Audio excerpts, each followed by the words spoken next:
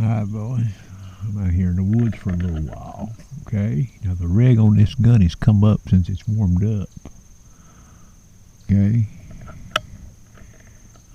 It's not red creep. It's because the temperature's come up. So I'm going to shoot this gun since the reg has come up just to see what it does. Okay?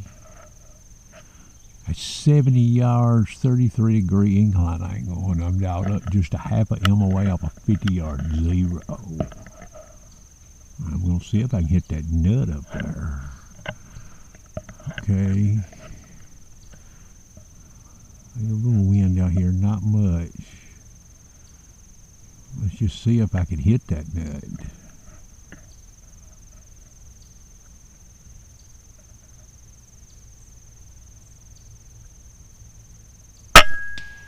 You see that, boys? So the reg come up on this gun. It was reading 133. Okay. Now that's 70 yards, and I've only dialed up a half a MOA. If I was shooting in the horizontal, you know, I'd be dialing this gun up more, a whole lot more. Alright. The hick from the sticks, the Tennessee Great Outdoors. I heard one fox squirrel. I've heard one squirrel in here. That's it. And he was straight through yonder where I'm headed. I made a big circle here, and I talked to a guy. He asked me yesterday if I had seen any squirrels. I said, I'm not seeing as many as I usually do. He says, you know what? He says, I hadn't seen any behind my house. You ought to see what's behind his house at the timber. And I've never hunted up there, and he ain't shot shit up there either. He don't hunt. Alright, we're going to press on with pride here, boys and girls.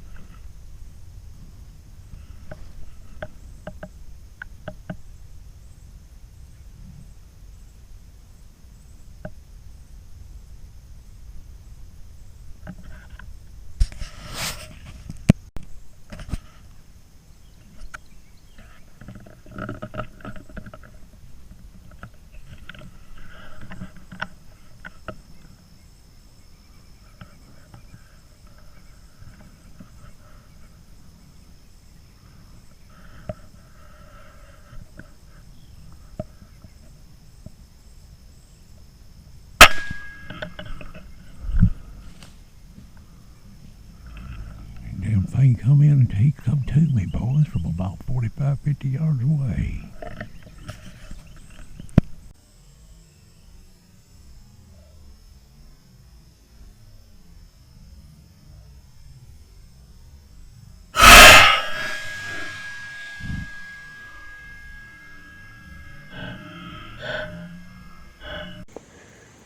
One each fox squirrel, boys. Old head buster. Notice where I was holding on that squirrel, that scope. Close shot. That squirrel was all over them trees. He was in about 4 different white oak trees. I was just running around. He come down with a nut in his mouth. Matter of fact, here's the nut. He had a little acorn in his mouth, I think. Let's see if it's in here. I can't find it, but I seen it. Or actually, no. He went in one hickory tree. He had that little nut right there in his mouth when I picked him up and fell out in my bag. I showed you a demo shot with this gun at 70 yards with a steep angle using this Element Optics laser off a shooting stick, trigger stick, okay? So if an old squirrel had been up in that tree, you could just about guess what would have happened to him, right? I'm going to talk a little bit here about this M4. Okay, I'm not in the tank with FX, okay? I bought the 2 guns, 2 FX M4s I've got. I paid full price for them, okay? I'm not a damn shill. Number one, I'll share this with you here. I don't have that cheek rest on that gun. I took it off. You see the clearance on that scope? So I've got it down on that rail right there about as far as she goes. But notice my scope pipe out here, okay? So this helps keep the dirt out of there. That's Gorilla duct tape, and there's 3 layers there. So you can put these layers on there, and I'll get this camera down here, okay? So you put the number of layers you want to get the scope feeling right on your cheek, all right? And if you need to take the gun apart, you just take that off and put you some new on, which I have done. All right, number 2, this gun's got the AccuRing valve rod white O-ring in it, okay? I bought 9 sets of those. I bought 9 sets of the black one that goes in there with the white one. I believe it's a better setup than the OEM. And what I'm hearing, the OEM setup originally had a little black one, and then later FX changed it to a white one. But it ain't the same white one that's in this gun right here. Alright. And I've looked at this thing and let it set for even 15 minutes. You let that OEM O-ring, the white one in this gun, set for 15 minutes, you could see